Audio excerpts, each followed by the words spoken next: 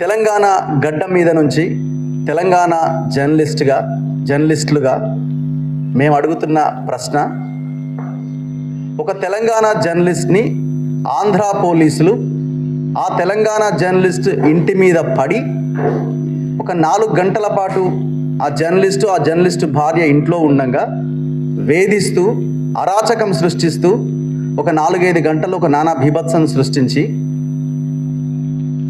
మళ్ళీ వెళ్ళిపోయి నోటీస్ ఇచ్చి వెళ్ళిపోయి అదే జర్నలిస్టు బాధ్యతతో మీ పోలీస్ స్టేషన్కి వస్తే ఆ జర్నలిస్ట్ మీద దాడి చేసి నిన్ను అవసరమైతే మూకుమ్మడిగా నిన్ను అందరం కలిసి చంపేస్తామని ఒక సిఐ, మాబ్ లించింగ్ అంటాం కదా, మూకుమ్మడిగా మిమ్మల్ని చంపేస్తామని ఒక సిఐ బెదిరిస్తుంటే తెలంగాణ గడ్డ మీద ఉన్న తెలంగాణ జర్నలిస్టుగా మేము బాధతో కాదు గుండె రగిలిపోయి మీరు చేస్తున్న అరాచకాలు ఇంకా కుదరవు, ఖబర్దారని చెబుతూ ఈ గడ్డ మీద ఇవాళ ఈ రౌండ్ టేబుల్ సమావేశం పెట్టడం జరిగింది. ఎంత దుర్మార్గమైన విషయం ఇది! సహజ న్యాయ సూత్రాలకు వ్యతిరేకంగా, రాజ్యాంగానికి వ్యతిరేకంగా, చట్టాలకు వ్యతిరేకంగా ఒక రాష్ట్ర పోలీసులు ఒక రాష్ట్రంలోకి ఎట్లా ఎంటర్ అవుతారు? స్థానిక పోలీస్ స్టేషన్ ఆయన ఎల్బీ నగర్ పరిధిలోకి వస్తుంది, ఆయన ఉన్న ప్రాంతం. ఆ పోలీస్ స్టేషన్ పర్మిషన్ లేకుండా, ఎలాంటి నోటీస్ లేకుండా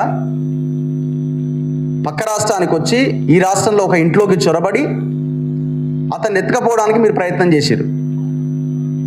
ఎవరి సహకారంతో చేసిరు ఇది? కంపారిజన్ చూడండి. అక్కడ నరేంద్ర మోదీ అండ్ చంద్రబాబు నాయుడు కూటమి ప్రభుత్వం అధికారంలో ఉన్నది. తెలంగాణలో రాహుల్ గాంధీ అండ్ రేవంత్ రెడ్డి ప్రభుత్వం అధికారంలో ఉన్నది. ఇద్దరు ఒకటే.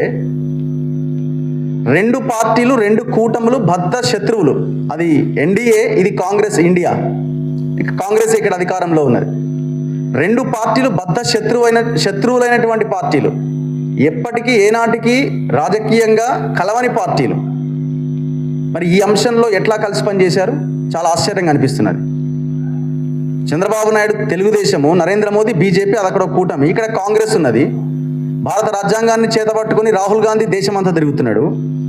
రేవంత్ రెడ్డి, మా నాయకుడు రాహుల్ గాంధీ, మమ్మల్ని మించిన వాళ్ళే లేరని ఆయన మాట్లాడుతున్నాడు. మరి ఇట్లాంటి పార్టీ 2 కలిసి ఏ రకంగా ఒక జర్నలిస్ట్ మీద దాడి చేసినాయి? అంటే మీకు ఐడియాలజీ లేదు. మీకు ఒకటే ఐడియాలజీ, దోపిడీ అనేది మీ ఐడియాలజీ, ప్రజల మీద అరాచకం చేయడం అన్నది మీ ఐడియాలజీ. అంటే మిమ్మల్ని ప్రశ్నిస్తే ఎవరైనా కావచ్చు, మీరు మీ వర్గాలు ఏకమైతే, మీ పార్టీలు పక్కకు పోతాయి, మీ వర్గాలు ఏకమైతే, మీ కమ్యూనిటీలు ఏకమైతే జర్నలిస్టుల మీద దాడి చేస్తాయి. ఇప్పుడు ఎంత క్లియర్గా ఇందులో ఎమ్మెల్సీ రిపోర్ట్లో చాలా క్లియర్గా దాడి జరిగింది అని గద్వాలే కదా ఇది, జీజీహెచ్ ప్రభుత్వ ఆసుపత్రిలో ఇచ్చిన రిపోర్ట్ ఇది, దాడి జరిగింది అని. మరి దాడి ఎవడు చేసిండు?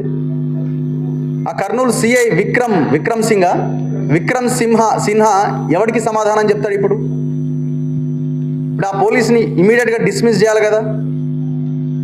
దీని మీద ఎవరు రియాక్ట్ అయ్యారు? ఇంతవరకు ప్రభుత్వం రెస్పాండ్ అయిందా? అంటే ఏం చేసినా నడుస్తుందని మేము ఒకటే అడుగుతున్నాం. ఆంధ్రప్రదేశ్లో మీరు దూకి సావండి, మీరు ఏమైనా చేసుకోండి, మీ రాజకీయాలు మీరు మాకు సంబంధం లేదు. ఒక తెలంగాణ జర్నలిస్ట్ని తెలంగాణ గడ్డ మీదకి వచ్చి ఎట్లా అరెస్ట్ చేసినారు? ఇక్కడున్న నాయకులు ఏం చేస్తున్నారు? రేవంత్ రెడ్డి ఏం చేస్తున్నాడు? ఇప్పుడు ఇవాళ ఆయనకు జరిగింది, రేపొద్దున ఇప్పుడు ఆయన ఆంధ్రప్రదేశ్కి సంబంధించిన ఇష్యూస్ మీద ఆయన కొట్లాడుతుంది కాబట్టి, మాట్లాడుతుంది కాబట్టి ఆయనకు జరిగింది. మేము మొన్న వెలుగుమట్లకు పోయినాం. వెలుగుమట్ల వెనకాల కూడా చంద్రబాబు నాయుడు కమ్యూనిటీ, చంద్రబాబు నాయుడు మనుషులే ఉన్నారు. ఎందుకంటే అక్కడ కూడా చంద్రబాబు నాయుడు పిఏ వస్తుంటాడు, ఆయనకి రాచ మర్యాదలు చేస్తుంటాడు. ఎవరు? తుమ్మల నాగేశ్వరరావు బ్యాచ్, వీళ్ళంతా కలిసి. అండ్ మేము ఇక్కడ హైదరాబాద్లో ఉన్న కొన్ని వందల వేల ఎకరాల భూముల మీద మేము పోరాటం చేస్తున్నాం. ఎవరున్నారు అందులో? మళ్ళీ వీళ్ళ మనుషులే ఉన్నారు. అటు గచ్చిబౌలి, తెల్లాపూర్, ఇటంతా గోపనపల్లికి వెళ్తుంటే రేపు పొద్దున మా నాయకుడి మనోభావాలు దెబ్బతీసిండని మా మీద కేసులు పెడితే, ఇట్లనే మా ఇళ్ళకి వచ్చి కూడా మీరు పక్క రాష్ట్రం నుంచి వచ్చి దాడి చేయడానికి గ్యారంటీ ఏంది? సో ఇది ఒకటి జరిగింది, 2, 3, 4 కూడా అయ్యే అవకాశం ఉంది అన్న దాంట్లో భాగంగా ఈ రౌండ్ టేబుల్ మీటింగ్ పెట్టినాం. ప్రజలకి క్లారిటీ రావడం కోసం, అంటే ప్రజలకు ఏం జరుగుతుందని తెలియజేయడం కోసం ఈ మీటింగ్ పెట్టడం జరిగింది. అంటే రేపు ఎవరినైనా అరెస్ట్ చేస్తారనమాట. రేవంత్ రెడ్డికి దమ్ముందా? రేపు ఆంధ్రప్రదేశ్లో ఉన్న ఎవరైనా ఒక ఇంటికి పోయి అక్కడ ఉన్న ఎవరినైనా అరెస్ట్ చేసుకొచ్చే దమ్ముందా? నువ్వు ఇక్కడ ఉన్న వాళ్ళకే దిక్కులేదు. అండ్ తెలంగాణలో ఎవరి పాలన నడుస్తున్నది? ఇది మనం గమనించాలి. ఒక ఆయన రామోజీ ఫిలిం సిటీని లక్ష నాగాలతో దున్నుతాను, ఒక ఆయనది అయిపోయింది. ఇప్పుడు ఈయన ఇంకేదో చేస్తా, మొత్తం తిన్నదంతా కక్కిస్తా, ఇంకేదో అన్నాడు. ఎవరేం చేసినారు? ఎవరి చేతిలో ఉంది వ్యవస్థ అంతా? మొత్తం తెలంగాణ అంతా భూమి చుట్టూ, పైసల చుట్టూ, పదవుల చుట్టూ తిరుగుతున్నది. ఇక్కడ పార్టీలకి తావు లేదు, కేవలం వర్గాలకి, కూటములకి, దోపిడీకి మాత్రమే తావు ఉన్నది. ఇది మనం గమనించకపోతే ఇట్లాంటివి ఇంకా భయంకరంగా జరుగుతాయి. మొన్నటిదాకా మనం మార్వాడి ఇష్యూస్ మీద కొట్లాడినాం. అంతకంటే భయంకరమైన వ్యవస్థ ఈ తెలంగాణలో వేళ్ళూనుకుపోయింది.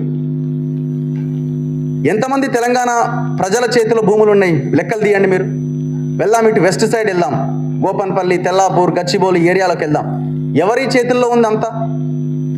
జస్ట్ లైక్ ఇప్పుడు 4th సిటీ కూడా వాళ్ళ చేతుల్లోనే ఉండబోతున్నది, వాళ్ళ కంపెనీలే ఎంటర్ అవుతున్నాయి. మొన్న ఒక బంజారా హిల్స్ దగ్గర పాషం యాదగిరి సార్ వీళ్ళందరూ వెళ్తే ఎవరు వస్తున్నారు అక్కడికి? సీఎం రమేష్ వచ్చి అక్కడ పెద్ద దాడి చేసే ప్రయత్నం చేస్తున్నాడు. నా ప్లాట్లు ఇందులో ఉన్నాయండి. ఎన్ని ఉన్నాయని? 1-2 ప్లాట్లు ఉన్నాయేమో. మరి మిగతా ప్లాట్ల దగ్గరికి నువ్వెందుకు వస్తున్నావు? నువ్వెందుకు బ్లూ షీట్లు నాటినావు? సో వీళ్ళ కబంధ హస్తాల్లో ఉన్నది. ఇప్పుడు ఇక్కడ కాంగ్రెస్ గవర్నమెంట్ పరిపాలన ఉందని అనుకోవడం కూడా పొరపాటే. చంద్రబాబు ఇన్ఫ్లుయెన్స్ చాలా స్పష్టంగా క్లారిటీతో కనబడుతున్నది ఇక్కడ. నువ్వు జగన్మోహన్ రెడ్డి మీద ప్రతీకారం తీర్చుకో, జగన్మోహన్ రెడ్డి పార్టీ నాయకుల మీద నువ్వు ప్రతీకారం తీర్చుకో. తెలంగాణ జర్నలిస్టుల మీద నీ ప్రతాపం ఏంది? సో ఆ ధైర్యం లేదు. ఎవరైనా అరెస్ట్ చేసిండా, లేకపోతే అక్కడ ఏమన్నా చర్యలు తీసుకున్నాడా? ఆ విషయంలో చాలా పెద్ద అవినీతి జరిగింది అన్నాడు కదా, చాలా పెద్ద దాడులు, హత్యలు, మర్డర్లు జరిగినాయి అన్నాడు కదా. ఏం తీసుకున్నారు? మేము అడిగేది ఒకటే, ఇవాళ ఆంధ్రప్రదేశ్ సమస్యల మీద మాట్లాడుతున్న ఒక తెలంగాణ జర్నలిస్ట్ని అరెస్ట్ చేసినప్పుడు మేము తెలంగాణలోనే ఉండి ఆంధ్రప్రదేశ్ వాళ్ళు ఇక్కడ మా మీద అరాచకం చేస్తుంటే దాని మీద మాట్లాడితే రేవంత్ రెడ్డి మమ్మల్ని కూడా ఆంధ్రప్రదేశ్కి పంపిస్తాడా? ఆన్సర్ చేయాల. సో ఈ ఫైట్ కంటిన్యూ అవుతుంది. ఇట్లాంటి పోరాటాలు ఇంకా జరగాల్సిన అవసరం ఉంది. ఖచ్చితంగా సోషల్ మీడియా కానీ, మెయిన్ స్ట్రీమ్ మీడియా కానీ, ఇప్పుడు రకరకాలు ఉంటారు, ఒక్కొక్క ఛానల్ ఒక్కొక్కరికి అసోసియేట్ అయ్యి పనిచేస్తుండొచ్చు. ఇప్పుడు సిస్టమ్ అంతా అట్లే తయారైపోయింది కదా. ఇప్పుడు మనం అందులో ఉన్న కంటెంట్ ఏంటన్న దాని మీద మనం ఫోకస్ చేయాలి. కంటెంట్లో ఏమైనా వల్గారిటీ ఉందా? కంటెంట్లో ఏమైనా తప్పుడు సమాచారం ఉందా? ఒకవేళ తప్పుడు సమాచారం ఉన్నా ఇంకే రకంగా ఉన్నా నువ్వు లీగల్గా చట్టబద్ధంగా యాక్షన్ తీసుకునే అవకాశం నీ దగ్గర ఉంది కదా. ఎత్తుకపోయి కొట్టి నానా హింస చేసి బెదిరించి మీ భార్యని తీసుకురా అని చెప్పి, అంటే ఏ ఉద్దేశంతో మీ భార్యని తీసుకురా నువ్వు మాట్లాడినావు? ఒక సిఐ, నీకు భార్య ఉంది కదా, మీ ఇంట్లో ఆడవాళ్ళు ఉన్నారు కదా, ఏ ఉద్దేశంతో మీ భార్యను రమ్మను అని నువ్వు చెప్పినావు? నీ ఇంటెన్షన్ ఏంది అసలు? ఒక మనిషిని ఆ రకంగా అసాసినేట్ చేస్తే వాడు మళ్ళీ రేపొద్దున ఇట్లాంటి వీడియోలు చేయడు, రేపొద్దున మాట్లాడాడు, రేపొద్దున ప్రశ్నించడం మీ ఆలోచన కావచ్చు. నేను అనుకునేది ఏంటంటే ఒకరిని ఇట్లా ఎత్తుకొస్తే నెక్స్ట్ ఇంకెవరు మాట్లాడరు అన్న ఒక ఆలోచన కూడా అయ్యుండొచ్చు. అంటే తెలంగాణ పోలీసులు, తెలంగాణ ముఖ్యమంత్రి, తెలంగాణ రాజకీయ నాయకులు కూడా మేము మీ మీద పడి అరాచకం చేసినా మీరేం మమ్మల్ని వీకలేరు అని వాళ్ళు భావించుండొచ్చు. అందుకే ఇప్పుడు తెలంగాణ రాజకీయ నాయకత్వం సమాధానం చెప్పాలి దీనికి ఎక్కడో దగ్గర ఫుల్ స్టాప్ పడాల్సిందే. అండ్ ఇక్కడున్న మీడియా, ఏ మెయిన్ స్ట్రీమ్ మీడియా అనేది తీసుకోండి, మొత్తం ప్రభుత్వాలకి వత్తాసు పలకడమే. ఏ మీడియా సంస్థ కూడా తెలంగాణలో ఇన్ని ఇష్యూస్ ఉన్నాయి ఒక్కడన్నా మాట్లాడుతున్నాడా? ఎన్ని సమస్యలు ఉన్నాయి? ఎవరు అధికారంలో ఉంటే వాళ్ళ ఆఫీసులు ఇక్కడ ఉన్నాయి కాబట్టి వాళ్ళ సంపాదన, వాళ్ళ దోపిడీ, వాళ్ళ వ్యవహారము, ఒకవేళ మాట్లాడితే మనకు యాడ్స్ రావేమో, ఇదేమో అదేమో అని వాళ్ళ వ్యవహారాలు చక్కబెట్టుకునే ప్రయత్నం చేసి దాన్ని వాడుకుంటున్నారు ఛానల్ని. మన రాజకీయ నాయకులకు సిగ్గు లేకుండా అదే ఛానళ్ళ వెంటబడి తిరుగుతున్నారు. జూబ్లీహిల్స్ హౌసింగ్ సొసైటీ కుంభకోణం, ఎంత పెద్ద కుంభకోణం అది! ఛానల్ యాజమాన్యాల మధ్య జరుగుతున్న గొడవ అది. 100 ఎకరాలు లేపేసిరు అక్కడ, 100 ఎకరాలు.